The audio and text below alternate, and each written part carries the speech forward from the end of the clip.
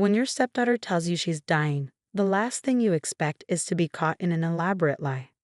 But that's exactly what happened to me last spring, and it cost me more than just money. It shattered my faith in family and forced me to question everything I thought I knew about love and trust.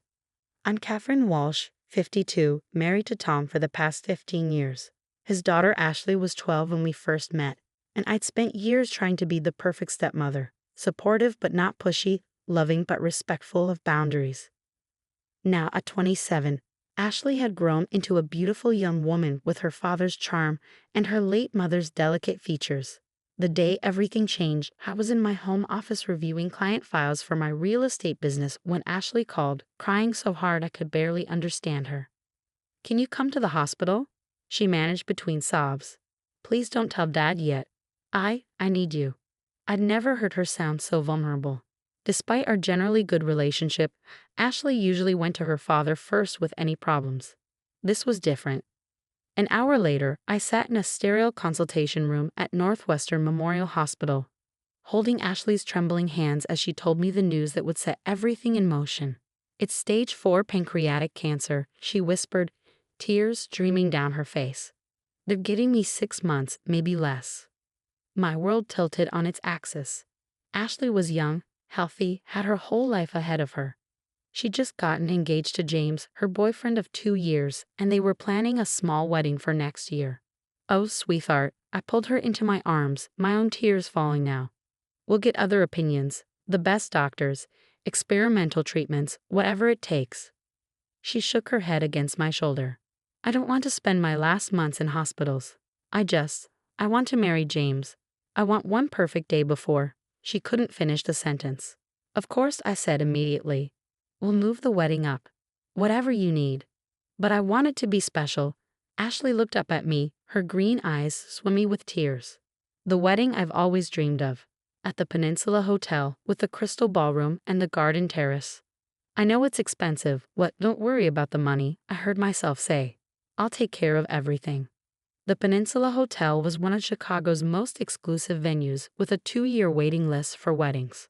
But I had connections through my real estate work, and money could make things happen quickly. I'd have to sell my vacation home in Michigan, the one thing I'd kept from my life before Tom. But what was a house compared to giving my dying stepdaughter her dream wedding? Looking back, I should have seen the red flags. The way Ashley insisted on keeping her diagnosis secret from everyone except James and me. How she didn't want her father involved in the wedding planning. The convenient excuse that she didn't want him to worry, to see him suffer through another loss after her mother's death from breast cancer 15 years ago. But grief and panic have a way of blinding you to things you might otherwise question. I threw myself into planning the perfect wedding, pulling every string I had to make it happen in just 6 weeks. The Peninsula's events manager was an old client who owed me a favor. The florist was a friend who agreed to work overtime. The designer boutique that had Ashley's dream dress made alterations their top priority after I explained the situation. Money flowed out of my accounts like water. The venue deposit alone was $50,000. The dress was another $15,000. Flowers, catering, music, decorations. Every time I turned around, there was another bill to pay. "Are you sure about this?" Tom asked one night as I reviewed the catering contract. "It seems like an awful lot for a wedding that's being planned so quickly." "She deserves it," I said firmly, not meeting his eyes. I hated lying to my husband, but I promised Ashley I wouldn't tell him about her diagnosis yet. And the Michigan house has been sitting empty anyway. It's time to let it go. The house sold quickly, the market was hot, and I priced it to move. The proceeds covered most of the wedding expenses, though I still had to dip into my retirement savings for the rest. Ashley threw herself into wedding planning with an enthusiasm that sometimes seemed at odds with her supposed condition. There were no visible symptoms of her illness, but I told myself that was the blessing of youth and good genes, that she was putting on a brave face. 2 weeks before the wedding, I was at Ashley and James' apartment, dropping off some samples for the table settings. They weren't home, but I had a key for emergencies. I was leaving the samples on their dining table when I knocked over Ashley's purse. As I picked up the scattered contents, a medical report fell out of a folder. My heart stopped as I read the letterhead. It was from Northwestern Memorial, dated just a few days ago. But it wasn't a cancer diagnosis. It was a pregnancy test. Positive. 12 weeks along. My hands shook as I read further. No mention of cancer. No terminal diagnosis.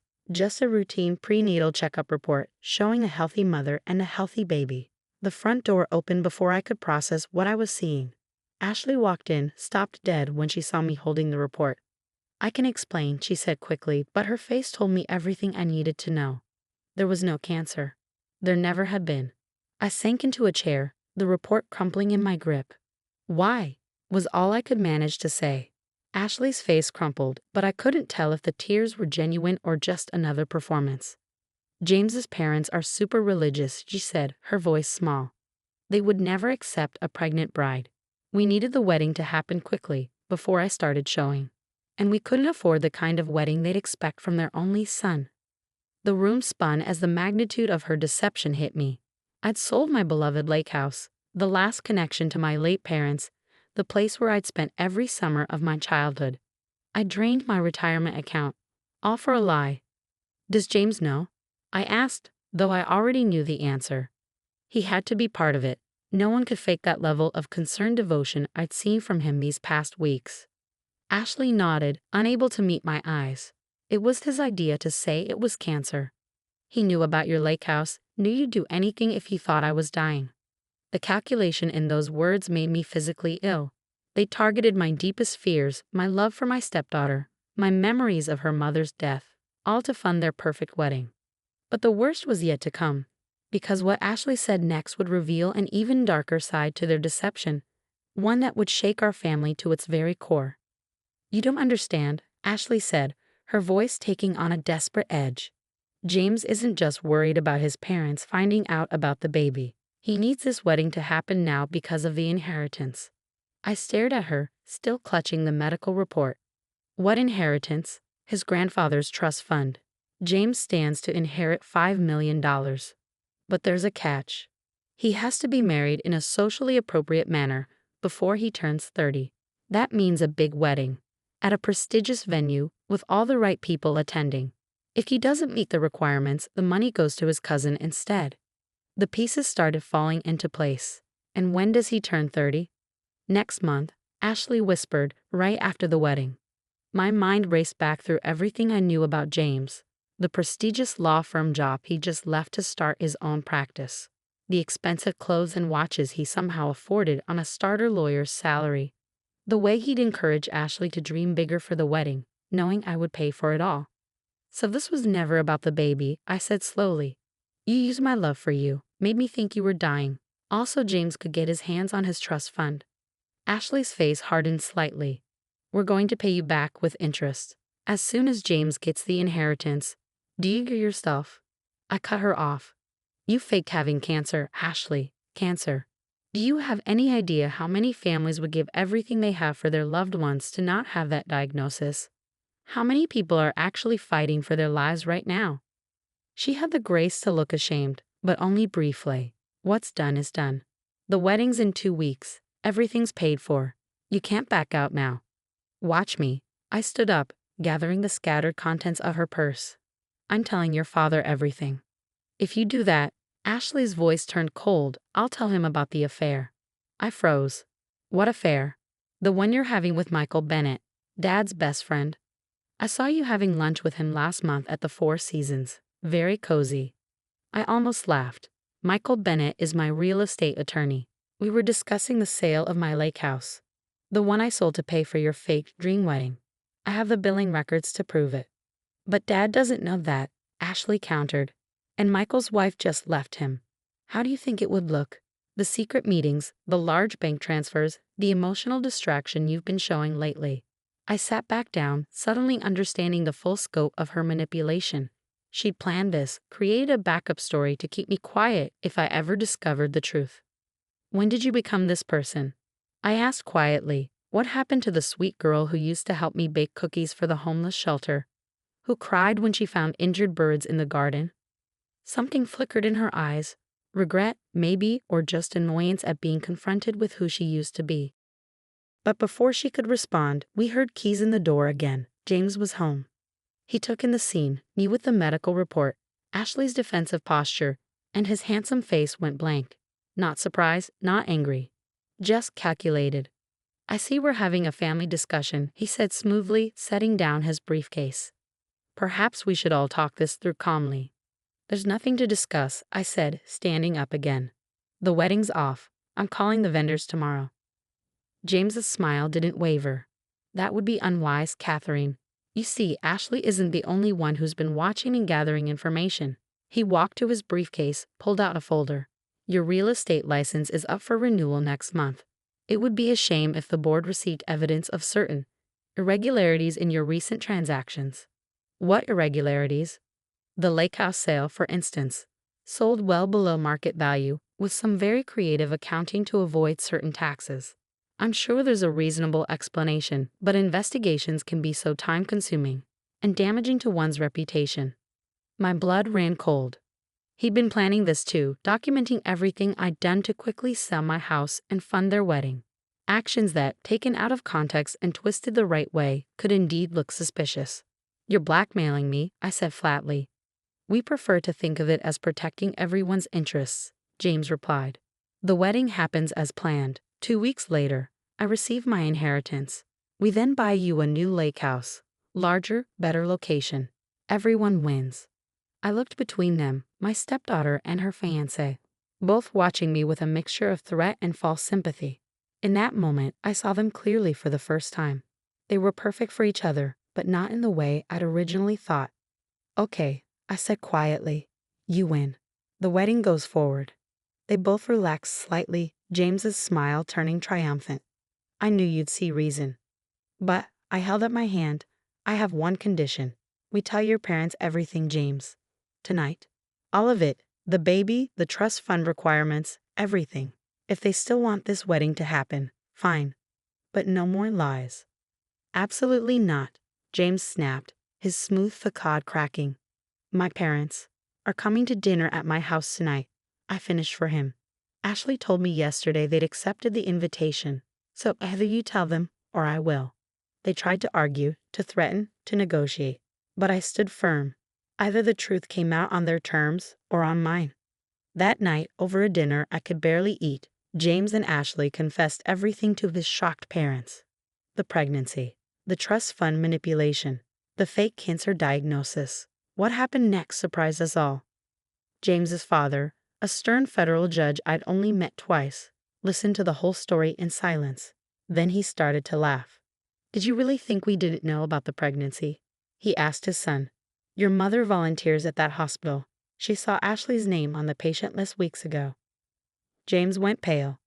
But the trust fund requirements were meant to ensure you married someone you truly loved in a way that honored our family's values, his mother said quietly.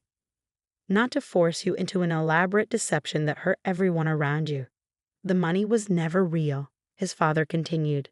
The trust fund exists, yes, but the marriage clause was something I made up when I saw how materialistic you were becoming.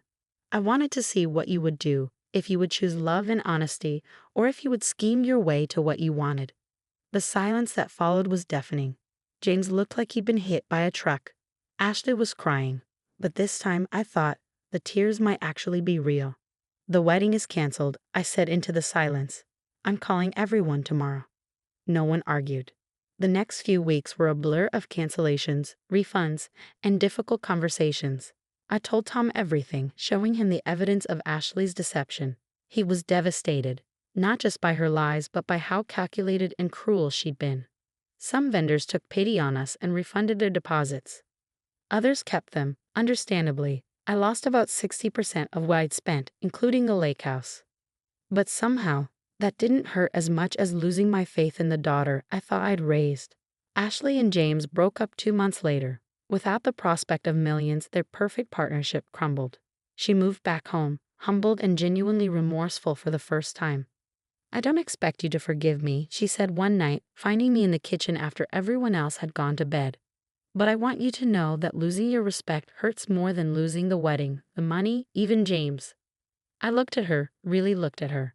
She was 6 months pregnant now, showing clearly, her face stripped of the manipulative confidence she'd worn like armor. You know what the saddest part is? I said finally. If you just told me the truth from the beginning, about the baby, about wanting a nice wedding before you started showing, I would have helped. Not with selling my house, maybe, but I would have found a way, because that's what family does. I know that now, she whispered. I got caught up in James's dreams, his plans. I forgot who I was, who you raised me to be. Slowly, carefully, we began to rebuild. Ashley had her baby, a girl she named Catherine after me. It was a peace offering, a promise to do better, to be better. I never did get the lake house back, but last summer, Ashley found a small cottage for rent on the same lake, just a few miles from my old place. She used her savings to rent it for a month, invited me to spend time there with her and the baby.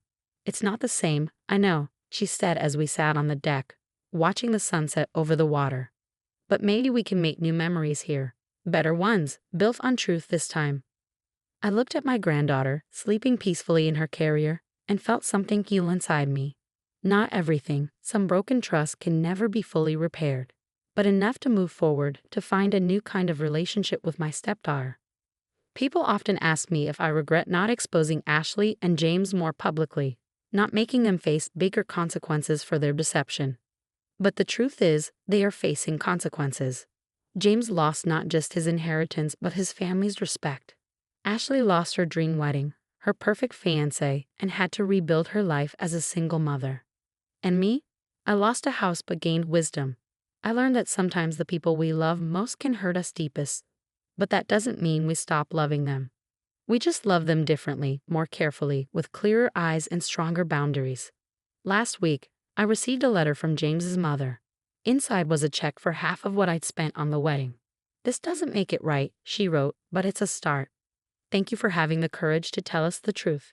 You saved not just your family, but ours too." I haven't decided if I'll cash the check yet.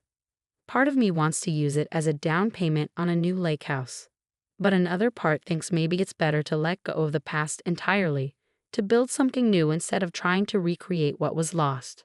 After all, that's what real love does. It builds new things from the ashes of what was broken, hoping that what rises will be stronger, truer, and more authentic than what came before.